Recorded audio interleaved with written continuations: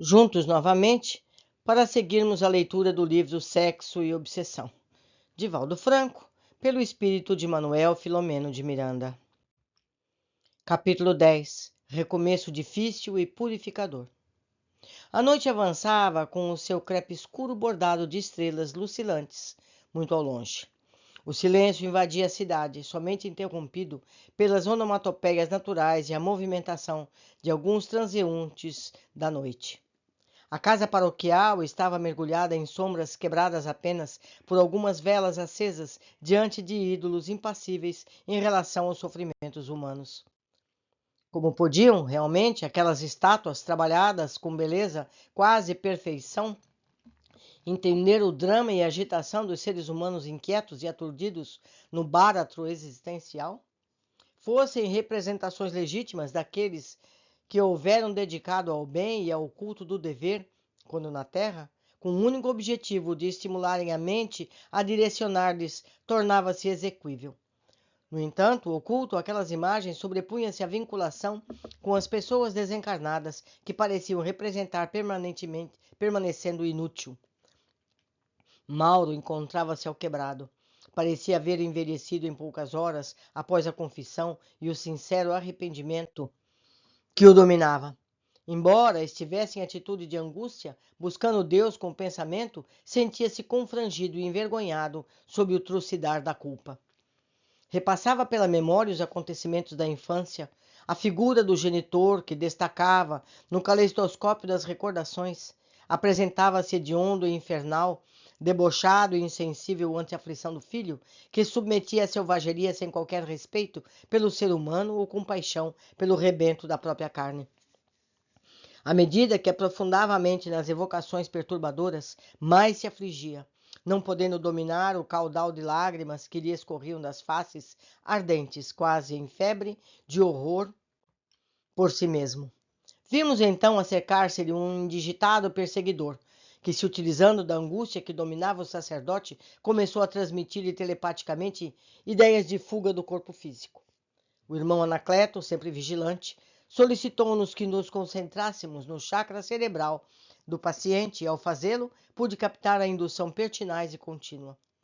A solução para tal crime é o suicídio, porta aberta para a liberdade, pensava o sofredor, telementalizado pelo ignorado inimigo oculto. Como enfrentar a vergonha, a humilhação, o opróbrio geral? E se a massa humana, sempre sedenta de sangue, em tomando conhecimento da hediondez, resolvesse fazer justiça com as próprias mãos? Nunca faltaria quem desse o primeiro grito em favor ao linchamento, e logo as feras se atirariam furiosas contra a vítima, que seria destroçada sem qualquer piedade. Só o suicídio poderia resolver-lhe o drama perverso. Fui tomado de espanto ante a habilidade do vingador inimigo. Ele não se permitia trair, parecendo-se alguém que estivesse interessado na destruição do adversário, inspirando-lhe de tal forma a ideia da morte como se lhe nascesse do íntimo atribulado. Fixando-o, transmitia-lhe a ideia da fuga como solução, fazendo crer tratar-se de uma autorreflexão e nunca de uma autossugestão. Mediante este comportamento, fazia o enfermo supor que a atitude desejada era lógica, portanto crível de aceitação. Mauro recordou-se de uma jovem que lhe trouxera, através da confissão, a narrativa do desespero em que se asfixiava ante a gravidez inesperada de que se encontrava objeto. Repudiada pelo amante que lhe abusara da confiança, sabendo que a família jamais lhe entenderia a situação, tanto quanto receando os preconceitos sociais então vigentes, recolhera-lhe ao auxílio por não encontrar outro caminho exceto do autocídio. Ante o próprio conflito que já o atormentava na ocasião, tentou dissuadi-la do gesto translocado, sem muita convicção, sentindo-se fracassado, porque logo depois da noite imediata a infeliz recorrera à morte, mediante o gás que abrira e deixara-se anestesiar no quarto de banho, onde antes tivera o cuidado de vedar todas as saídas e entradas de oxigênio. Refletindo e ao mesmo tempo com a mente invadida pelo algoz, concluía, sem poder perceber, que estava sendo vítima de uma consciência entenebrecida. O suicídio, através do gás, é repousante, sem dor, sem tormento, facultando ao desditoso adormecer para adentrar-se no país do nada ou no inferno sem retorno. Essa reflexão sacudiu e ele recordou-se da fé religiosa que abraçava, dando-se conta de que não a tinha em alta consideração, como o demonstrava sua conduta, seu pensamento inseguro. Estimulando a oração devastadora, o inimigo dá-lhe assenhorando-se do pensamento, com o propósito de tomar-lhe o centro dos movimentos, acioná-lo para que executasse o plano covarde de fuga, quando o mentor, percebendo a aflição da mãe de Mauro, em pranto, em prece, cercou-se-lhe e esclareceu. Nesta emergência, vemos apenas uma solução de imediato. É a querida amiga acercar-se do filho, apresentar-se-lhe e despertá-lo para a realidade. De imediato, concitou-nos, a mim e a Dilermando, e a Dona Martina, que nos concentrássemos firmemente, oferecendo-lhe energias próprias para o cometimento, enquanto sugeria-lhe que focasse o campo mental do filho e chamasse-o nominalmente, várias vezes, como ela anuiu confiante. Mauro, meu filho, chamou com energia a mãezinha desencarnada. Desperte! Mauro, ninguém morre. Acorde-se deste momento de Jesus. A nova onda mental penetrou o cérebro do aturdido sacerdote, que experimentou um choque vibratório em todo o corpo, percorrendo pelo dorso espinhal, fazendo-o despertar do letargo doentio. Ante a força poderosa do pensamento de amor, aureolado pelas vibrações defluentes da prece, o adversário desencarnado experimentou forte reação nervosa do paciente, que lhe desconectou o plugue fixado à mente, que lhe ia ceder no campo ao convite desnaturado. Só então percebeu-nos a todos que o contemplávamos com expressão de misericórdia e compaixão. Experimentando um estado superior alterado de consciência, Mauro pareceu escutar o apelo materno. Inesperadamente pôde detectá-la à sua frente, com os braços distendidos em atitude de quem deseja afagá-lo, tomando-lhe de joelhos e exclamando: Mamãe, é você ou um anjo do Senhor que veio em meu socorro? Sou a tua mãezinha de sempre, que retorna como anteriormente, a fim de ajudar-te nesse instante grave da tua existência. O Senhor deseja a morte do pecado, nunca a do pecador. Não há mal para o qual não exista remédio, nem ação nefanda que não possa ser considerada irrecuperável. Para e pensa.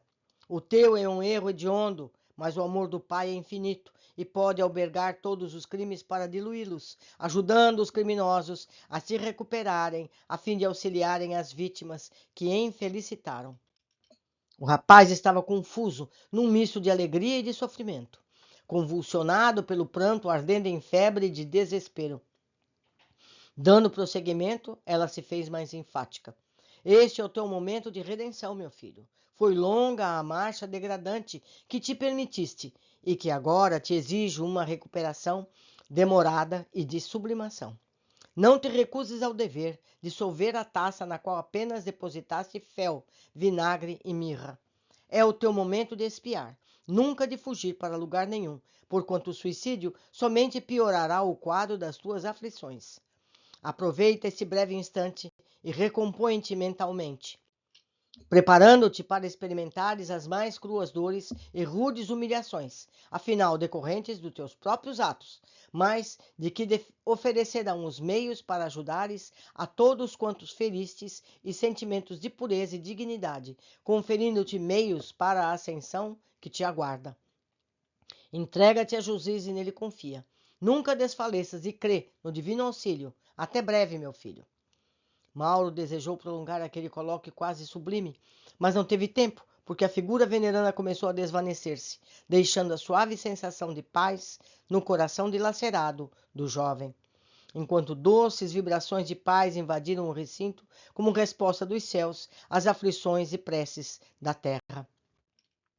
Não suportando a cena de ternura, o culpado e perseguidor Sandeu retirou-se, blasfemando furibundo. O obsessor que estava tentando fazê-lo matar-se fugiu. Mauro deitou-se para melhor introjetar tudo quanto acabara de ocorrer, fixá-lo para sempre na memória e no coração. Um lânguido torpor foi-lhe tomando todo o corpo. Poucos minutos após, dormia tranquilamente. A mãezinha feliz continuou a velá-lo, enquanto, convidados pelo distinto Anacleto, retornamos ao núcleo onde nos hospedávamos. Neste comenos, quando seguimos em direção à casa de amor e luz, utilizando-me da proverbial bondade do amigo, interroguei-o. De quem se trata a entidade que induzia Mauro ao suicídio? Isso porque, em nossa convivência naqueles poucos dias, não tivera oportunidade de conhecê-la? Não se fazendo esperar, o amigo generoso esclareceu. Conforme nos recordamos, Madame X celebrizou-se pelo período napoleônico pela insensatez e cobiça, utilizando-se da sua mansão bordel para as extravagâncias, nas quais infelicitou muitas pessoas. O infeliz que ora induz ao suicídio, embora se encontre em roupagem carnal de Mauro, é mais um daqueles que foram dilapidados nos sentimentos, trucidados na razão. Face ao desbordar de paixões que a infeliz proxeneta de luxo se permitia na sua corte de depravados, na qual misturava favores sexuais com interesses políticos, tornando-se agente de conciliábulos perversos que mutilaram muitas pessoas.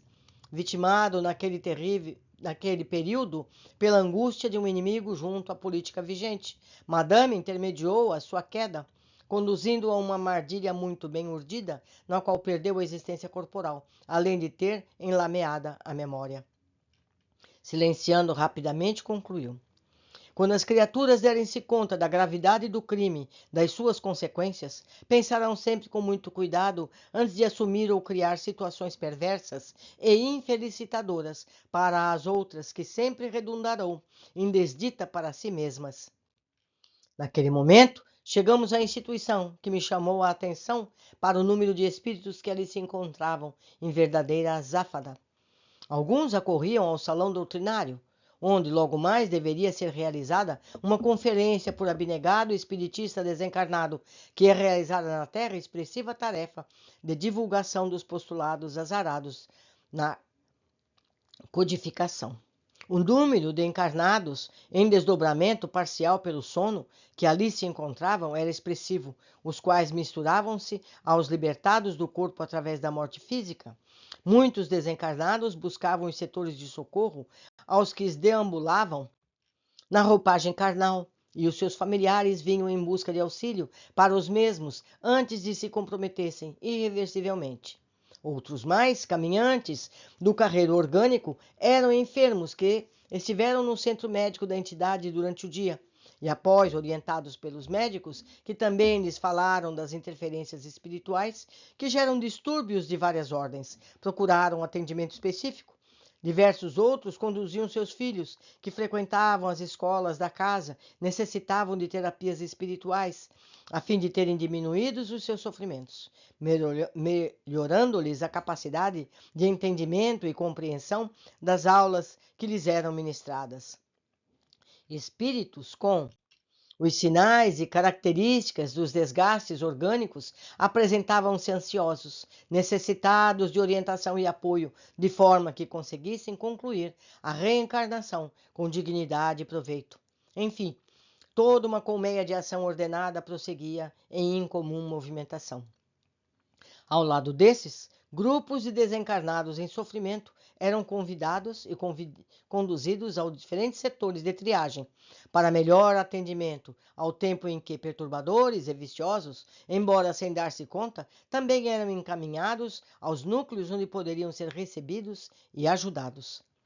Tudo respirava o oxigênio do amor e da vida, enquanto o silêncio e a noite amortalhavam o sono físico dos homens e mulheres recolhidos aos lares.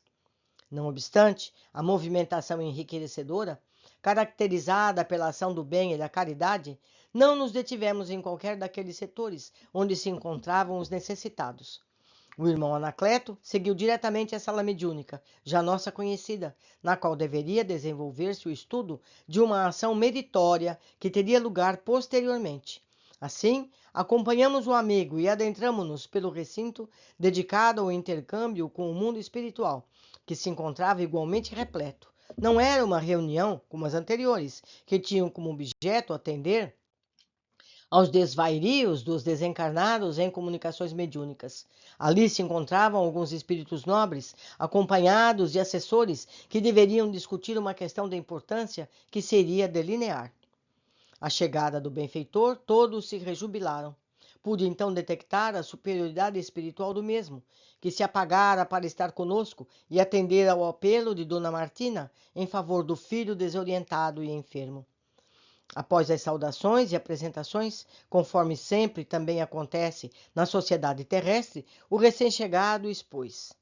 Esta reunião tem por objetivo o estudo de um plano delicado, em benefício de um espírito que há várias décadas experimenta o horror da cidade e das paixões servis, que auxiliara a erguer antes de mergulhar no corpo e para onde retornou após a turbulenta desencarnação.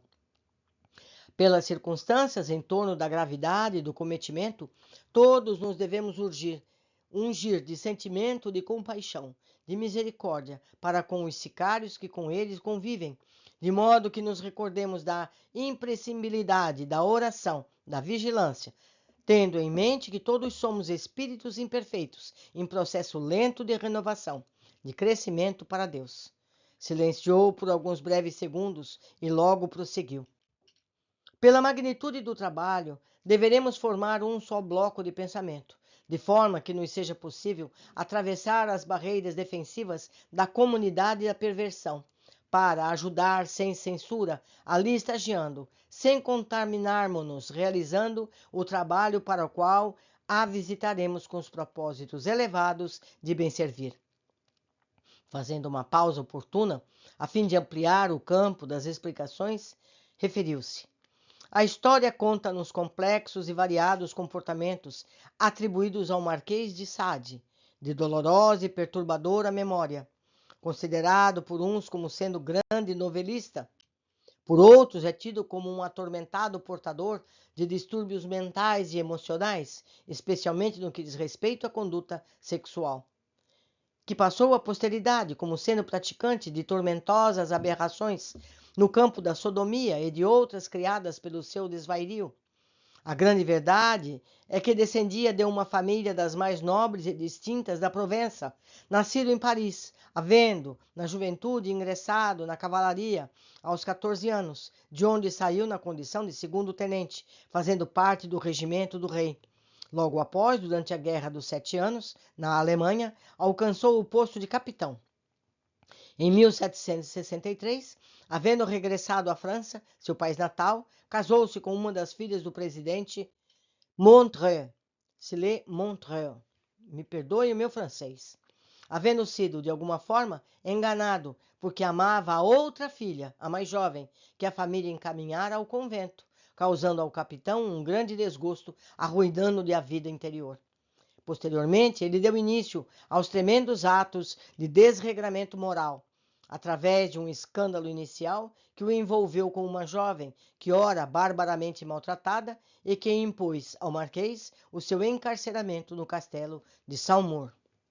O bondoso e sábio amigo silenciou por um pouco, como se desejasse sintetizar a história tormentosa do infeliz e célebre marquês, logo dando prosseguimento. Nasceu como Donato Afonso Francisco, herdeiro dos títulos de conde e de marquês. Depois do inditoso acontecimento, foi transferido para a prisão em Lyon, ali ficando por breves 6 semanas, logo posto em liberdade, o que lhe facultou nova prática hedionda em Marsella. Crime esse que lhe valeu a pena de morte pelo parlamento de Aix, tendo-se em vista a barbaridade com que ele mesmo fora praticado. Liberado da condenação, hábil como era, nas artimanhas que se utilizava, conseguiu seduzir a cunhada, retirando-a do convento, fugindo com ela para a Itália. Os bons fados, porém, não lhe foram favoráveis, porque logo depois a mulher, que parecia amada, desencarnou, e ele tentou voltar à França, havendo sido novamente preso, fugindo após, de forma que pôde dar prosseguimento à sua existência insensata e degenerada. Foi novamente preso e liberado, para, por fim, ser encarcerado em Paris e encaminhado à Bastilha. Aqueles eram, porém, dias pré-revolucionários, e ele, utilizando-se de maquinações bem elaboradas que o caracterizavam, improvisou um tubo, através do qual prosseguia a gritar impropérios, narrar supostas perseguições, como maus tratos a que seriam vítimas os encarcerados do velho castelo. Posteriormente, passou a escrever em folhas de papel que atirava pelas grades, narrando supostas atrocidades que sofria com outros prisioneiros, havendo sido considerado de alguma forma um inspirador ou estimulador da Revolução de 1789. Especialmente havendo contribuído em favor da destruição de Dion na prisão, anteriormente, no entanto, houvera sido internado no asilo para alienados mentais em Charenton, de onde foi liberado graças a um decreto da Assembleia Constituinte. Novamente o nobre espírito silenciou. Podíamos notar-lhe a emoção, feita de compaixão e misericórdia, em favor da desnaturada personagem, para logo concluir. A esposa abandonou-o, não mais o suportando, embora também a vida desregrada que se permitira, resolvendo se recolher a um convento, a fim de expiar a conduta reprochável. Sentindo-se livre do cárcere e do matrimônio, o marquês, já idoso, teria levado o restante da existência de maneira moderada, ainda, segundo alguns biógrafos, vivendo pelo próprio trabalho, deixando um imenso legado de obras, principalmente comédias, que foram representadas em Paris, em Versalhes, licenciosas, autobiográficas das práticas que realizara. Embora expressiva e volumosa, a sua literatura não se destaca pela qualidade, mas certamente pela vulgaridade. Desencarnou louco no manicômio de Charenton, para onde fora levado, após uma longa existência de 74 anos, mal aproveitados. Os seus desregramentos deram lugar a uma designação derivada do seu nome para um tipo de perversão sexual, que passou a ser conhecida como sadismo. Aprendemos muito sobre o Marquês de Sade. Vamos ver o que teremos no próximo capítulo. Por hoje ficamos por aqui. Aguardo todos na sequência de nosso estudo.